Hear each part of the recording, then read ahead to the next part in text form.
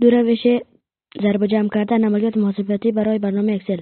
اول روش، یک علامه مساوی را بزنید، بعدا محیط خود را انتخاب کنید. هر دو محیط خود را انتخاب کنید، در میان آنها علامه خود را انتخاب و انتر کنید. ببینید که میکند. علامه دوم یا که هم بخش دوم، در قسمت فارمولاس بروید، از این قسمت روی گزینه افکس کلیک کنید. از این قسمت SUM را سرچ کنید. SUM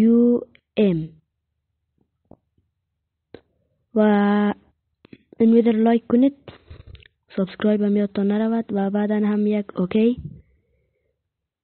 در این قسمت محیط اول خود را انتخاب کنید. توجه داشته باشید که در هر جایی که کارسر ماوستان در اول گذاشته باشید به همان جا می رود. محیط اول خود را انتخاب، محیط دوم خود را انتخاب میکنید.